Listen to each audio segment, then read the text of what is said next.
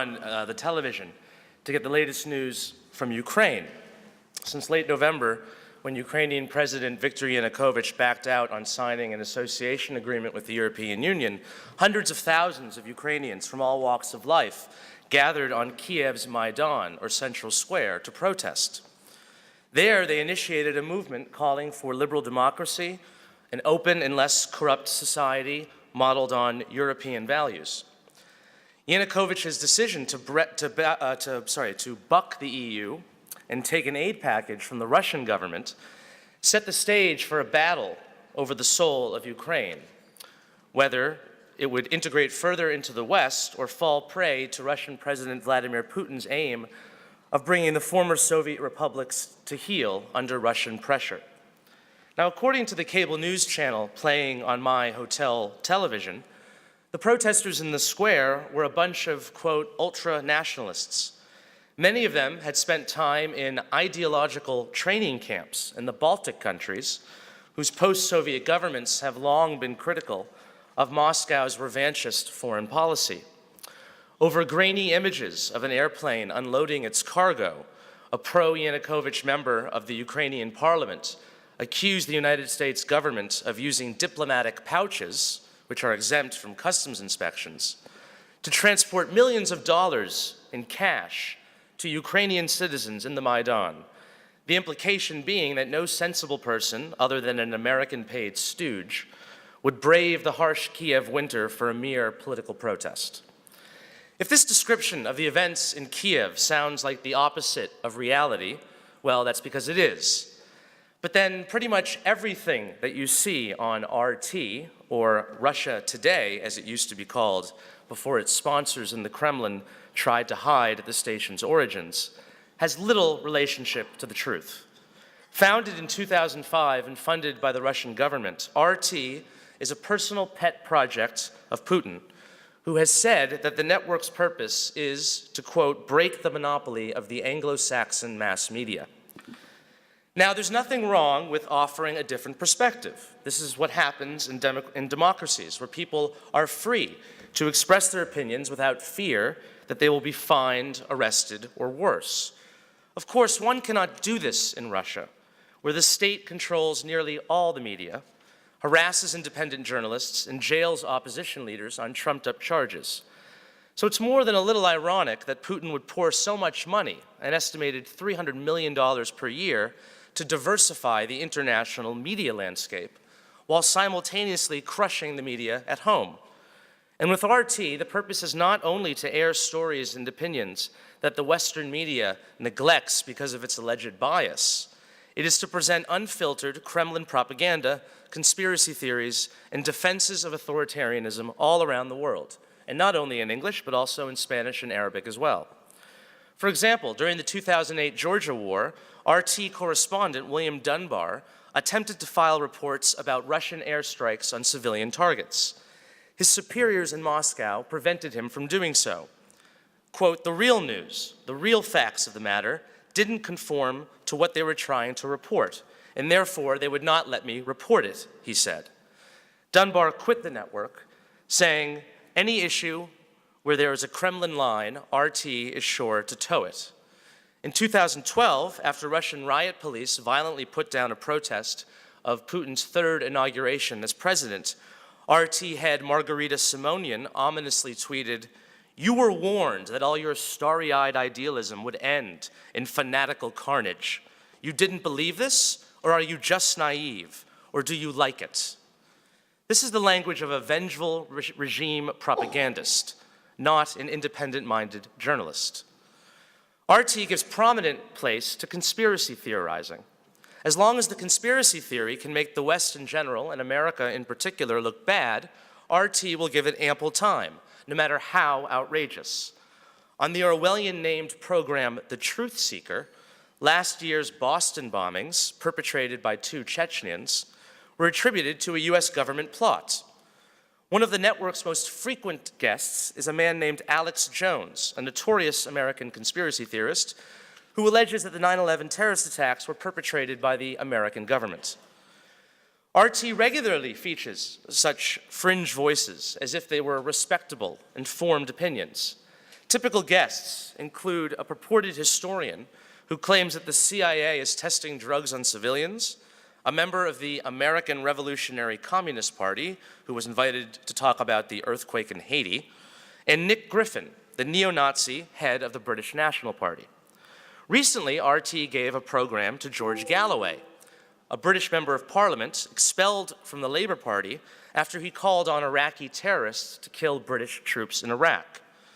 Galloway has been an outspoken supporter of Syrian president and mass murderer Bashar al-Assad, and in 1994 he paid a visit to the court of Saddam Hussein, where he exclaimed, "Sir, I salute your courage, your strength, your indefatigability." Galloway's program on RT is called Sputnik, and like the Soviet space satellite after which it is named, it is thousands of miles away from the reality on Earth. I recently watched an episode of Sputnik, which featured a surreal conversation about North Korea between Galloway and Keith Bennett, a member of the Communist Party of Great Britain. Galloway remarks that the country's recent power secession has passed apparently seamlessly, which is not surprising in a country that does not have to endure nuisances like elections and where bothersome family members can be taken care of with the help of a firing squad. But then, as Galloway said, every country has factional problems. For his part, Bennett remarked that a high school in Pyongyang boasts, and I quote, facilities that would really be the envy of Eton and Harrow. As an outgrowth of Russian foreign policy, RT provides coverage generally supportive of dictatorships and human rights abusers around the world. As Russia is supplying weapons and diplomatic cover to the Syrian regime, so does RT air an utterly false report accusing rebel forces of having massacred civilians by putting them into ovens.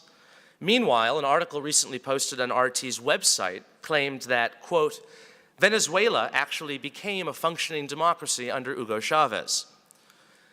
With its cynical coverage, RT is attempting to appeal to the younger generation, which is naturally skeptical of authority. But RT's slogan, "Question more," is one that only applies to Western leaders, not those of Russia or its allies. For instance, an advertising campaign recently launched across the United States featured a photo of Barack Obama morphing into former Iranian President Mahmoud Ahmadinejad with the question, who poses the greater nuclear threats?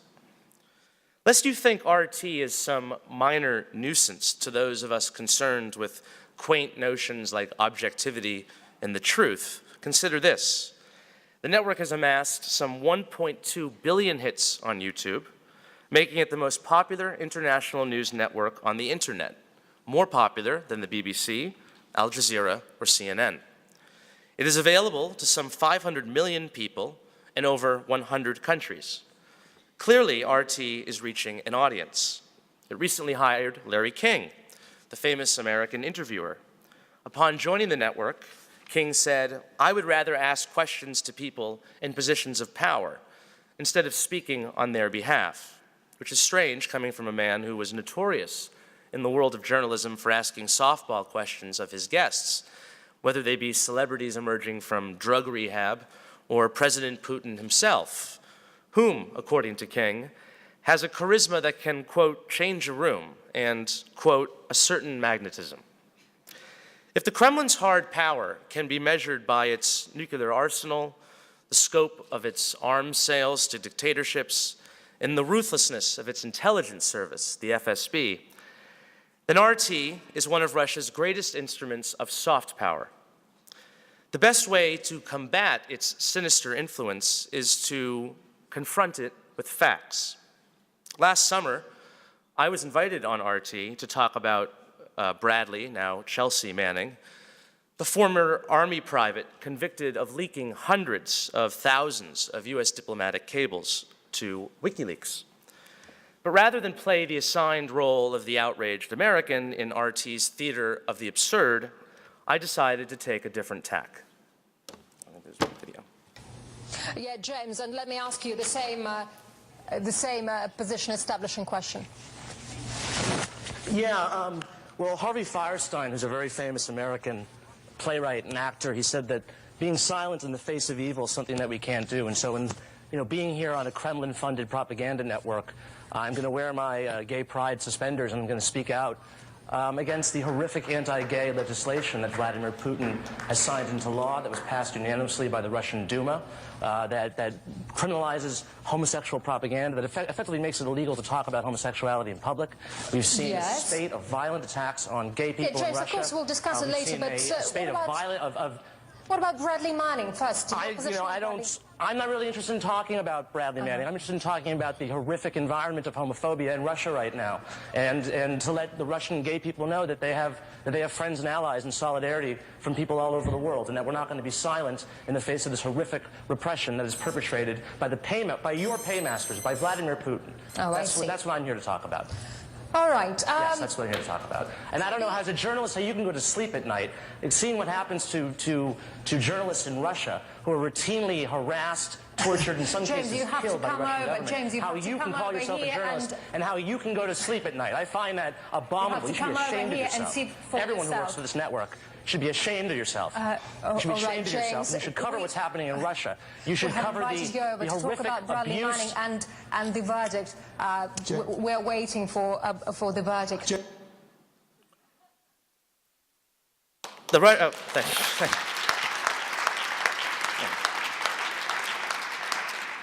The Russian government created RT because it believed that the Western media was portraying Russia in a negative light. But the reason why much of the news about Russia is negative is because, well, so much of the news about Russia is negative. From massive corruption to threatening, and in the case of Georgia, occupying its neighbors militarily, from state-sponsored homophobia to blackmailing Eastern Europe with oil pipeline politics and propping up dictatorships around the world, the Russian government is a threat to its own people and people, frankly, everywhere. If Moscow genuinely wants to ensure better coverage of Russia, it does not have to pour hundreds of millions of dollars every year into a slick international cable news station. It only has to show respect for international human rights norms and the will of its own citizens. Thank you.